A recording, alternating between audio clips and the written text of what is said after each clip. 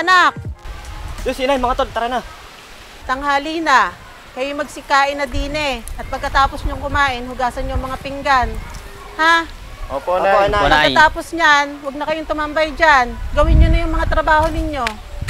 Opo, Nay, sige po. Opo, Nay, Sige. sige po. Tara. Tara, mga tol.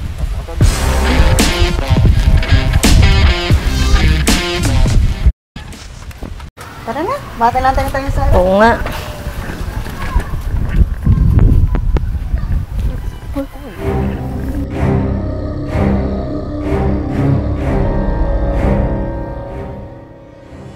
Ito yung mga bagong lipat, no? Oo, yun yung magkakapatid na parang bato. Tingnan mo nga. Nakakatakot sila, mukhang mga walang gagawing maganda. Maraming tattoo. Lalo yung isa yung mukhang walang gagawing matino. Pati sa mukha meron, ano? Katakot silang kasama. Ang daming krimen kaya dito sa atin.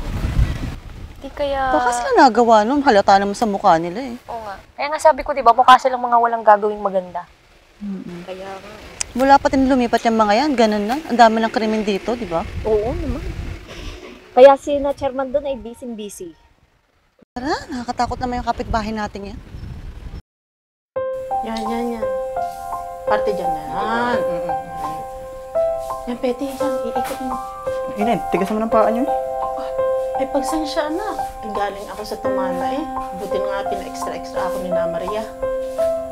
Talas eh. Ay, naku. Swerte ka talaga sa mga anak ko. Ang babait na ang pupogi pa. Tama yan. Ang babait. Bakit nga ganun, Inay? Lagi na lang kami nagiging tampulan ng bintang, ang itsura mo namin. Ano yung pinagtataka ko eh? At ba lagi na lang kung tuwing madadaan kayo, laging may nawawala tapos kayo pagbibintangan? Hindi, pero Inay, hayaan na po natin sila. Alam naman po natin ang totoo. Ewan ko.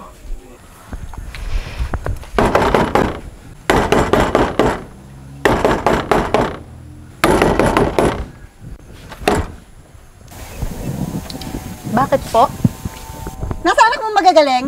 Nandito po sa loob. Pwedeng patawag? May nawawala na naman kasi sa bahay namin eh.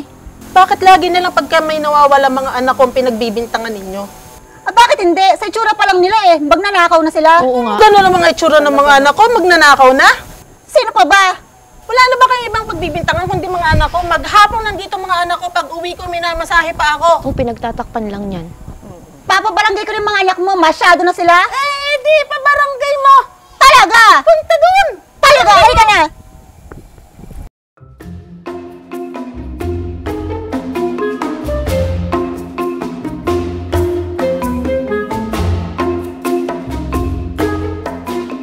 Napaka magnanakaw na anak mo? Pati cellphone ko, kayuha ko na lang ako nila? Nakita nyo? Oo! Sila lang ang dumaan doon! Kitang-kita naman. Anong kaguluhan yan? Mukha pa nga lang nila eh. na kayo. Bigay respeto naman sa nululukulan sa barangay. Huwag po kayo pag-usapan kung anong problema ninyo.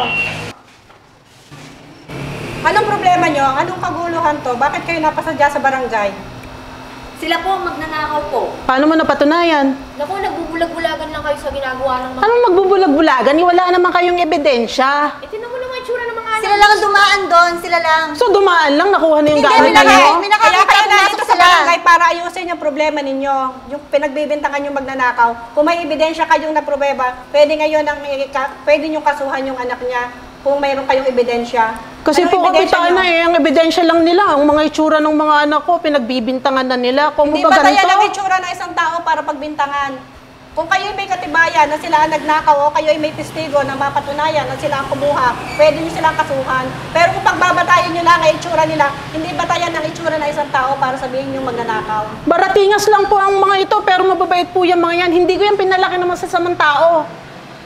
Paano nyo napatunayan na magnanakaw yung mga anak ni ma'am? Nakita mo, di ba, Mare? Oo, sila naman po dumaan doon eh. Nandun lang sa may bintana yung Dumaan cellphone. lang, dumaan May lang. nakakita nga, lumawala pa Nasaan sila yung sa bintana. nakakita? Dumaan lang. Kung may testigo na mapatunayan na sila ang kumuha at may haharap nyo dito, yun, pwede nyo kasuhan. Pero kung yung itsura ang sinasabi nyo na pagbabasehan nyo, na itsura nila ay mukhang magnanakaw, mali kayo doon, hindi basehan ang itsura ng isang tao para pagbintangan.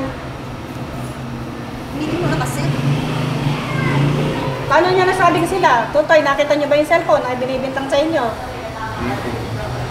Paano kung may ibang dumaan pala doon, nakasunod nila?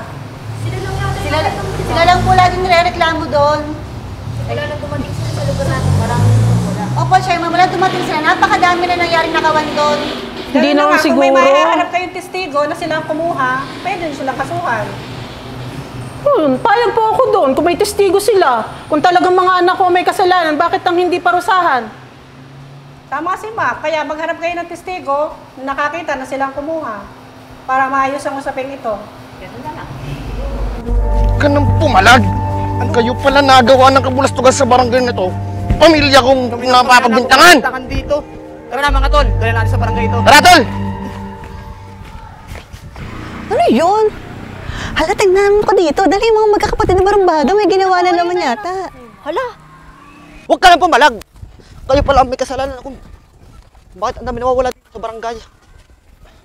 Ito ma'am, nakita po namin doon sa likod. Mga magnanakaw. At umamin na po sila. Sila pong mga dahilan kung ba't may mga nawawala dito sa barangay natin. Kaya ma'am, sa susunod, huwag po kayong basta-basta maghusga sa panlabas na anyo ng isang tao. So paano ma'am? Dadalhin na po namin ang Tara mga tol, tunay na dali salarin natin to sa barangay. sa barangay. Ay naku, nakakahiya yung pinagagawa natin. Nakukonsensya naman ako. Ito kasi si Rona. Oo.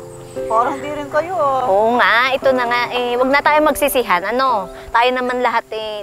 Tayo tatlo nagkasala na naman talaga tayo. So, di ba? Talagang kasi tayo sa panlabasaan yun nila eh. oo nga eh. Porque ano sila? May mga tattoo, hikaw, ano. Hayaan nyo na.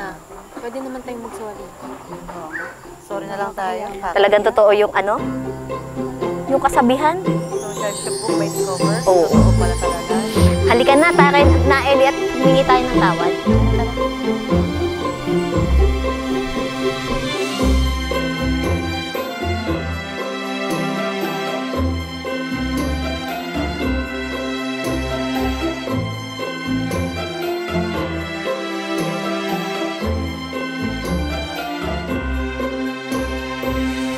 Ang gwapo talaga.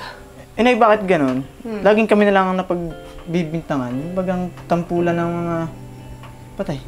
Teka.